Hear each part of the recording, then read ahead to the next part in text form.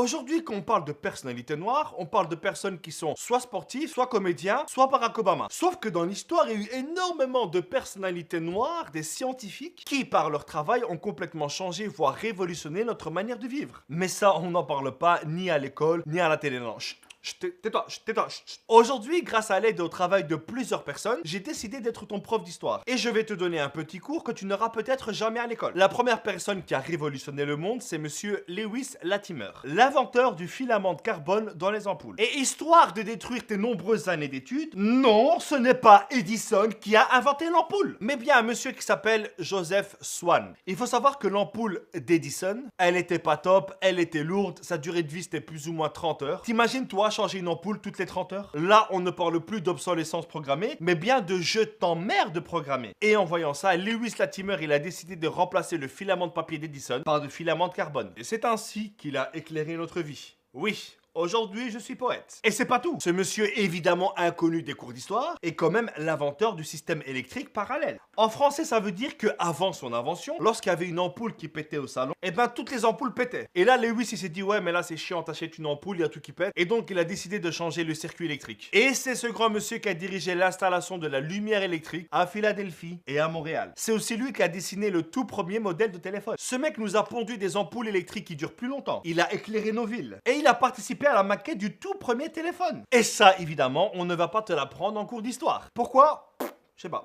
Je ne sais pas. Il y a eu aussi Garrett A. Morgan. Lui, c'est un vrai héros. Évidemment, lui aussi invisible des bouquins scolaires. Ce mec, c'est juste l'inventeur du masque à gaz. Et c'est vraiment un héros parce que pendant la Première Guerre mondiale, s'il n'y avait pas eu ces masques à gaz, eh ben cette guerre, elle se serait pas terminée comme elle s'était terminée. Ce monsieur a sauvé des dizaines de milliers de personnes pendant la guerre. Et malgré cette énorme révolution, il a décidé d'inventer un autre système qu'on utilise tous les jours. Garrett A. Morgan est l'inventeur du premier feu tricolore électrique automatique. Et sans ce monsieur, notre circulation qui est déjà merdique serait encore plus merdique. Et à tous les racistes qui se poseraient la question, oui, c'est à cause d'un Africain que vous avez des amendes. Le suivant, c'est monsieur Granville Woods. Il est l'inventeur du troisième rail. Je t'explique ce que c'est. Les roues du métro avancent sur deux rails et à côté, il y a une troisième rail qui est la source d'alimentation du métro. Et ce système de troisième rail, il est utilisé pour le métro de New York, de Londres, même à Bruxelles. Prochaine fois que tu prendras le métro et que tu veux paraître cool, tu diras, hey, vous savez que c'est monsieur Wood qui a inventé le troisième rail et que c'est grâce à lui que le métro se déplace?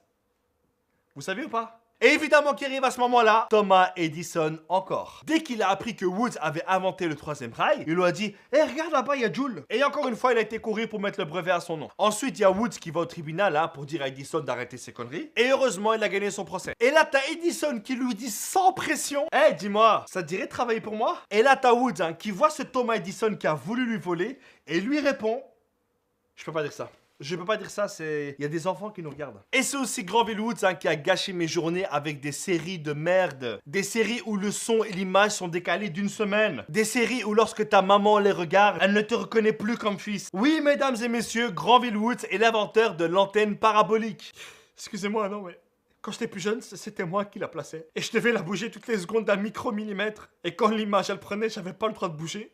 Parce que sinon, mon père, il me criait dessus. Le suivant, c'est un mec qui, sans lui, on n'aurait pas eu l'enfance magnifique qu'on a eue. On n'aurait pas eu les rêves qu'on a eus. Mesdames et messieurs, je vous présente Marc-Régis Hanna, a.k.a. le père de l'animation 3D. Il est le fondateur de la Silicon Graphic Incorporated. Oui, j'ai un anglais de merde. C'est une boîte qui conçoit des équipements informatiques pour créer des effets spéciaux. Des effets utilisés dans des films comme Jurassic Park, Aladdin, La Belle et la Bête. Même George Lucas, le patron de Star Wars, a utilisé ces machines pour le film Terminator 2. Marc-Régis Hanna, c'est notre père à tous. Durant la Deuxième Guerre mondiale, c'était la merde. Hitler avait pris la Pologne et la Grande-Bretagne se disait « Ouais, je crois que là c'est la fin les gars, on perd trop de sang, on va pas s'en sortir. » Et là, il y a un génie qui arrive, monsieur Charles Drew. Ce mec a mis en place le système fondamental pour extraire et conserver le plasma, pour pouvoir ensuite le donner aux soldats. Et sans le travail de ce monsieur, la fin de la Deuxième Guerre mondiale, comme on la connaît, elle se serait peut-être pas passée comme ça. Et résultat, il a inventé la première banque de sang de l'histoire de la Croix-Rouge américaine. La suivante, c'est une femme qui fait partie de toutes les personnes qui ont un téléphone